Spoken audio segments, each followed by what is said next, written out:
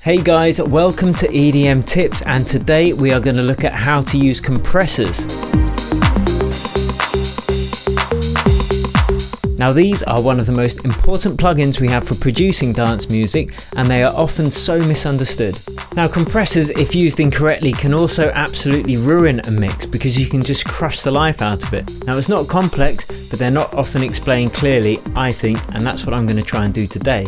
So a compressor is basically just an automated volume control. It's like having a little man on your mixing desk riding the fader in response to the audio signal coming through it. So in this video, I'm going to quickly show you how they work, and I'm also going to show you the 4 main reasons that we use them.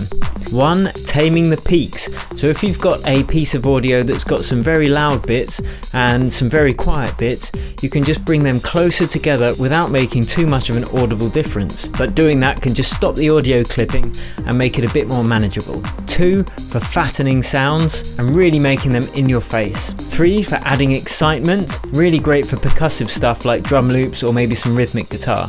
And 4, we can use compression to glue sounds together and make them sound like a cohesive whole. We're going to go through examples of all of these techniques in this video. So by the end of it, you're going to know exactly how compressors work, and 2, when and how you can use them for yourself in your music. Thanks for subscribing to my channel, and if you like the video, give it a thumbs up. So without further ado, let's hop into our DAW and I'll see you there. Right, to show you how a compressor works, I'm going to use a kick drum because it's very easy to show you how the compressor affects it. And I'm using the FabFilter Pro C2 compressor because it's easy to use. It's got a great display, so I should be able to explain to you what's going on. Now, all compressors have these 4 controls: a threshold, a ratio, attack, and a release. And some of the better compressors will also have a knee and an output gain. In fact, most DAWs will have that nowadays in their built-in compressors. So you should be able to follow along with that. So let's have a look at what each of these does. Remember, I said that all a compressor is an automated volume knob. And what it does is bring louder parts of a signal down to be more like the quieter parts of a signal. So with the kick drum, the beginning is obviously the loudest part, and the threshold determines where the signal starts becoming compressed. So we can see this line coming down here. So I'll take it down, and you can hear it's being compressed now, and this is where the volume is being adjusted, and this here is our gain reduction. So at the moment with this threshold, the loudest part of the kick is being reduced by 12 decibels, and this ratio knob determines by how much the signal that is being compressed is compressed. So with a 1:1 ratio, you can see even though the threshold is here, the signal isn't actually being compressed at all because the ratio is right down at 0. But the higher the ratio, the more compressed the signal,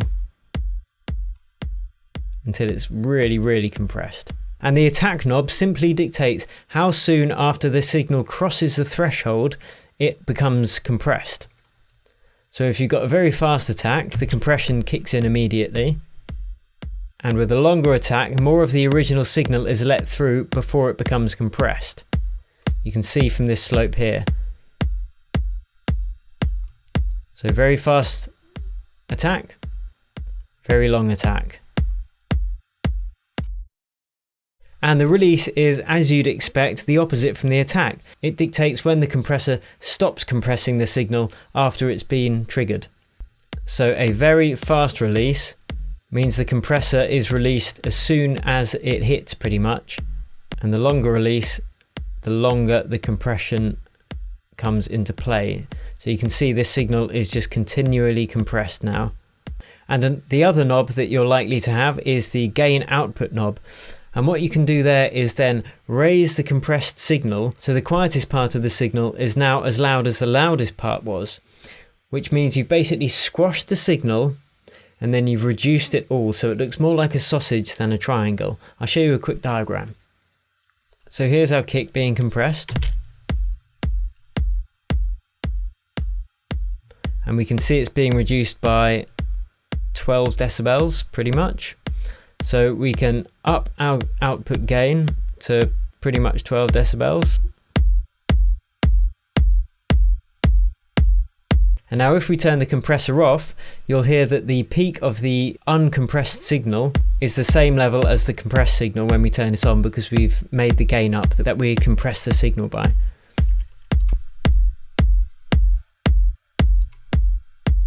And you can hear it makes the kick sound fatter because it's basically brought the level of the tail of the kick up, so it's more sustained.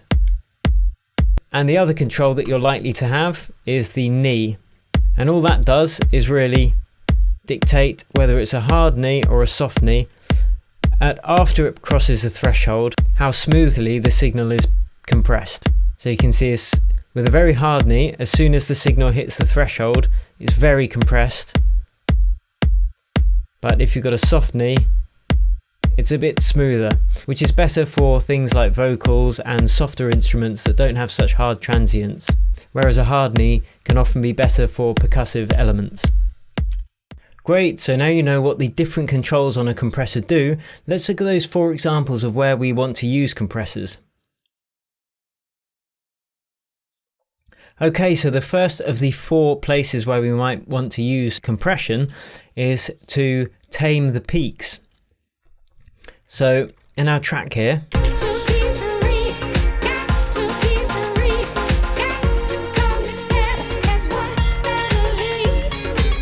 we've got the lead vocal, and we can see that the singer is hitting some louder points and some parts of her voice are quieter. To be free, got to be free, got to come together as one family. So it's pretty even, but we can see that the gots are quite a lot louder than the rest of it. So what we're going to do is add a compressor, which at the moment is not doing anything. We can see here where the gots are hitting these big peaks. So let's start bringing the ratio down and the threshold down, and now the ratio up to start compressing the signal.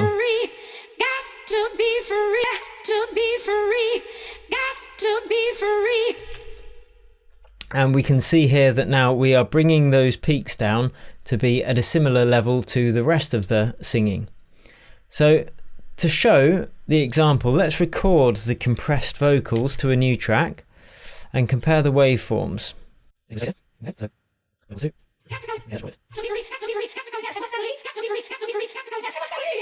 Okay, so now we've recorded it. Let's examine the waveforms side by side and listen to them side by side. So we'll turn off the compressor from the original one, and we can see how it's made the signal quieter because we didn't then use the gain afterwards to bring it back up. But we can do that in the clip editor here anyway in Ableton Live. So let's just bring the gain up until it looks comparable to the original signal. And we can see here how the peaks have now been evened out a bit and taken down to the level of the rest of it.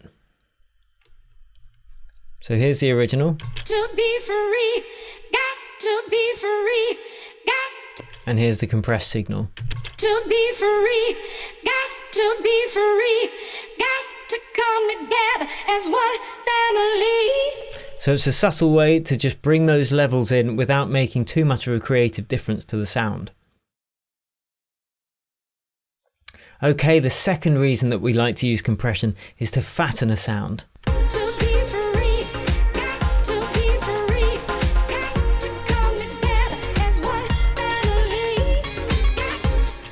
So we are going to fatten these synth stabs a bit,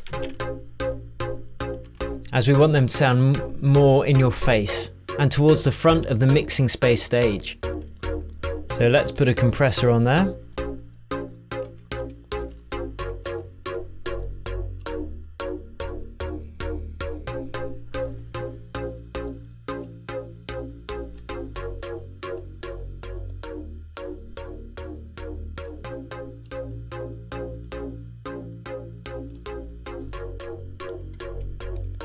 And we'll put the gain up by the amount that it's being reduced by.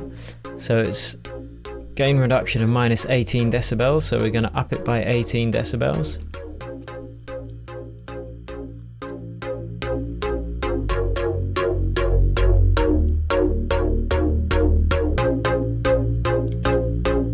This is with the compressor off.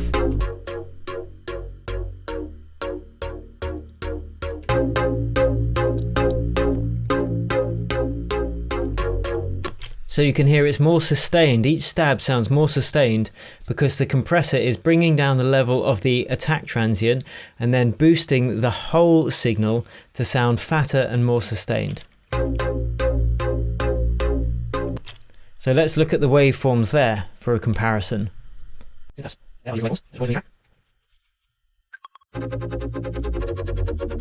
So you can see on this compressed signal how much more sustained each note is, and that is how we can fatten up sounds with compression. Okay, the third is to bring energy. Now what do I mean by that? Well, this works best on percussive elements like rhythm guitar or drum tracks. So as we're working with EDM, let's find a drum track. So we'll turn the kick drum off for this.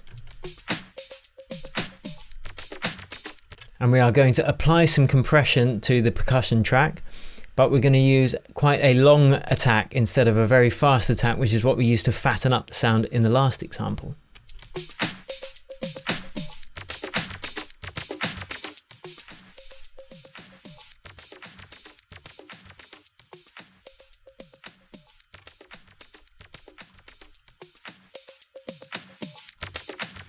And what it's basically doing is allowing the transients to go through and then compressing the signal after that.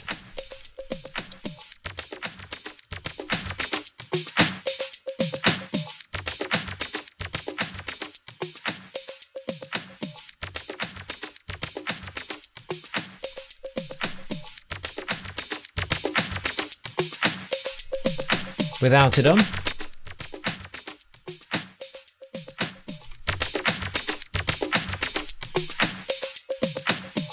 So it enhances the transients, and that is how we can excite sounds with the compressor and make those percussive elements just pop out of the mix a bit more.